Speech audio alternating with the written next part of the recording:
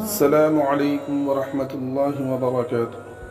آج کا پیغام حضرت ابو ہریرہ رضی اللہ تعالی عنہ سے روایت ہے کہ رسول اللہ صلی اللہ علیہ وسلم نے ارشاد فرمایا کہ جب امانت ضائع ہونے لگے تو قیامت کا انتظار کرو۔ حضرت ابو ہریرہ رضی اللہ تعالی عنہ نے پوچھا کہ یا رسول اللہ صلی اللہ علیہ وسلم، امانت کے ضائع ہونے کا مطلب کیا ہے؟ آپ صلی اللہ علیہ وسلم نے فرمایا کہ جب کوئی اہم معاملہ نااہل کے سپرد کر دیے جائے تو قیامت کا انتظار کرو۔ فائدہ: حدیث پاک میں فرمایا گیا ہے کہ جب امانت ضائع ہونے لگے تو قیامت کا انتظار کرو، یعنی قیامت کے آنے کو قریب سمجھا جائے۔ آج کا یہ زمانہ جس میں ہم سانس لے رہے ہیں کچھ ایسا ہی ہے۔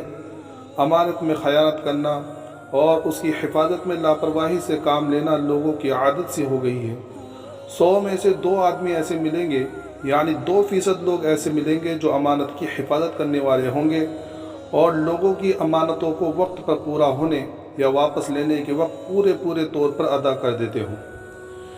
دوسری بات، اس حدیث شریف میں امانت کے ضائع ہونے کی ایک اور شکل کی طرف اشارہ کیا گیا ہے کہ زندگی کے اہم معاملات، چاہے وہ معاشی ہو، سماجی ہو یا دینی ہو، سیاسی ہو یا انتظامی ہو، انہیں کسی نااہل اور اس کام کی قابلیت اور صلاحیت نہ رکھنے والوں کے سپرد کر دیے جائے تو یہ بھی امانت کا ضائع کرنا ہے اور اسے بھی قرب قیامت کی نشانیوں میں سے سمجھا جائے۔